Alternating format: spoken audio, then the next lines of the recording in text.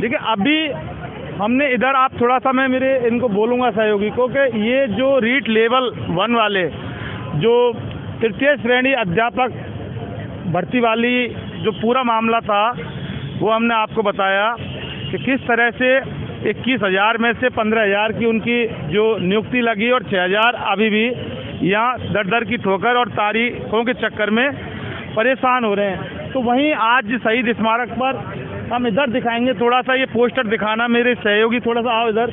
ये अध्यापक भर्ती लेवल, ये लेवल 2 है, यानी वो लेवल 1 था, ये लेवल 2।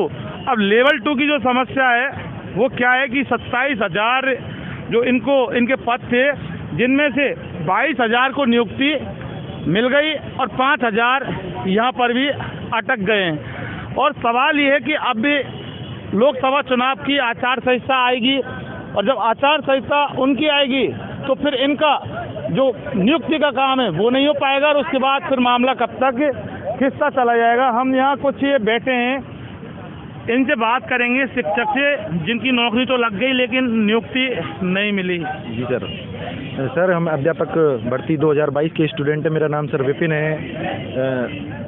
सर, इस अध्यापक भर्ती का जो मुख्य परिणाम था सितंबर में आया था, परंतु आज 5 महीने हो गए इस भर्ती को, परंतु सर अभी तक किसी भी तरीके का परिणाम, जैसे कि प्रोविजनल परिणाम, जिसकी जो लिमिटेड प्रोविजनल परिणाम की वो 20 दिन रहती है, आज 5 महीने हो गए, इस भर्ती पे किसी भी प्रकार की कोई भी स्टे नहीं है। फिर भी बोर्ड के द्वारा क्या इसको तानाशाही बोल, आपके उस पर स्टे नहीं है? बिल्कुल किसी भी तरीके की स्टे नहीं है। मैं आपको आपके चैनल के थ्रू आपको मैं बताना चाहूँगा। और सर, अधीनस्थ बोर्ड में जो चेयरमैन साहब थे वो पहले हमसे ये बोलते थे कि इस पे स्टे है, परंतु सर क्योंकि पता तो था कि स्टे नहीं है किसी भी तरीके की। बोलते क्या थे वो तो आप ऑर्डर की कॉपी निकालो, सारे पढ़े। जी सर इसी तरीके से जब हम उनसे सर क्वेश्चन करते थे कि किसी भी तरीके की स्टे नहीं है, तो वो ये बोलने लगे कि आपके मैटर में मैं एजी और डबल एजी से मैं इस मैटर में राय लूँगा जब मैं रिजल्ट निकालूंगा।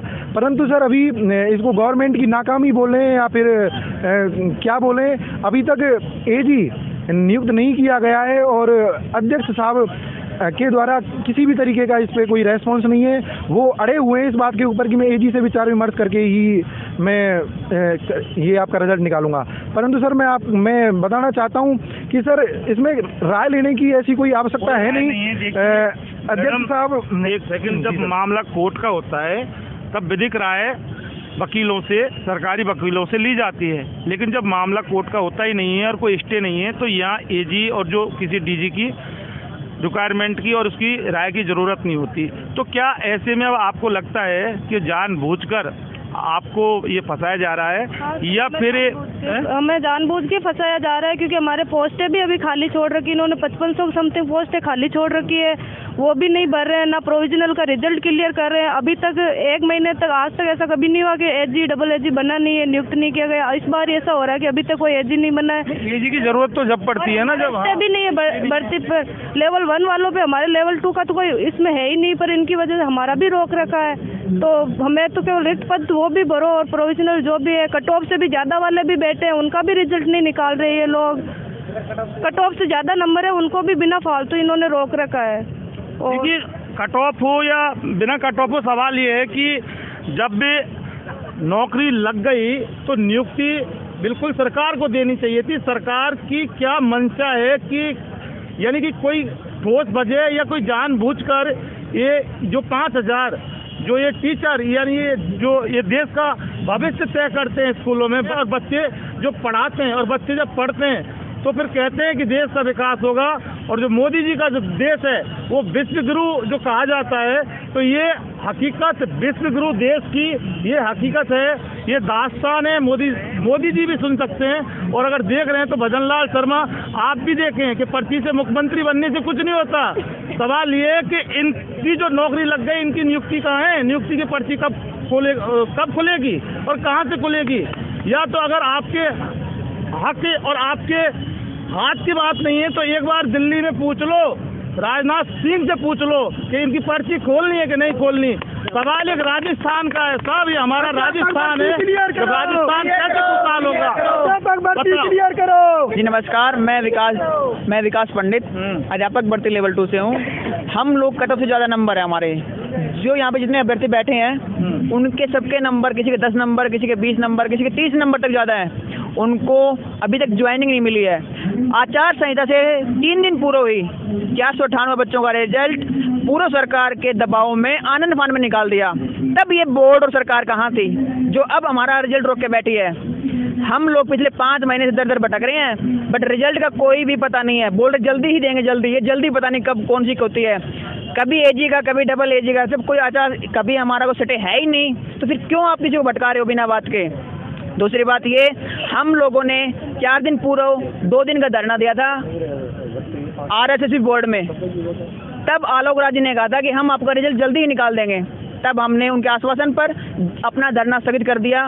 पर आज सुबह से हम लोग धरने पे हैं और साथ में हमारे साथी भूख हड़ताल पे भी रहेंगे। देखिए, ये असल जो दास्तान है वो हम हमारे चैनल पर जो दिखा रहे हैं, ये वाकई राजस्थान की सच्चाई बयां करती है। उधर तो आते ही भजनलाल सरकार ने राजीव गांधी युवा मित्रों को हटा दिया, एक झटके में रातों रात उनको बेदखल करके और बेरोजगार कर दिया, दर दर की ठोकर खाने के लिए मजबूर कर दिया। इधर इनकी नौकरी लग गई लेकिन नियुक्ति नहीं दी जा रही, क्योंकि आप तो बड़ी बड़ी बातें करते हैं, तो बड़ी बड़ी बातें और जो हाथ फेंक कर जो बातें जो आप लोग करते हैं, उससे ना तो हमारा देश कभी महान बन सकता और ना कभी बनेगा। क्योंकि हमारा जो मेरा भारत महान का जो मारो राजस्थान की एक अलग, एक विशेष पूरे हिंदुस्तान के अंदर में एक खासियत होती है।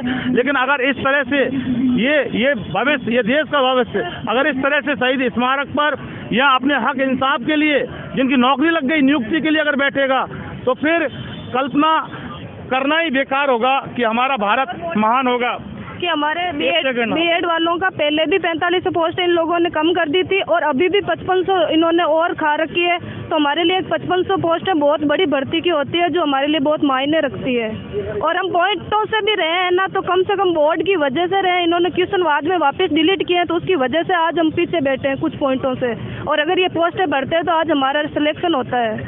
देखिए, बात 5500, 5000 और 5 और 1 की नहीं है, पोस्ट 1 होती है। वो भी एक जो इंसान होता है वो उसके लिए काफ़ी होती है, क्योंकि एक पोस्ट पर जो व्यक्ति नौकरी करता है वो अपनी पोस्ट से अपने पूरे परिवार का पालन पोषण करता है, उसका पेट भरता है। सवाल ये है कि आप कैसे भारत को देखना चाहोगे कि ये जो हमारा भारत यहाँ बैठा है, ये कि या जो मोदी जी विश्व गुरु बनाने की बड़ी बड़ी डींगे हाँकते हैं, वो भारत आपको चाहिए? वो बात देखना है कोई असली भारत यहाँ जयपुर में शहीद स्मारक पर बैठा है। इन्वेस्टिगेशन मीडिया के लिए शहीद स्मारक से पवन कुमार के साथ में जितेंद्र शर्मा।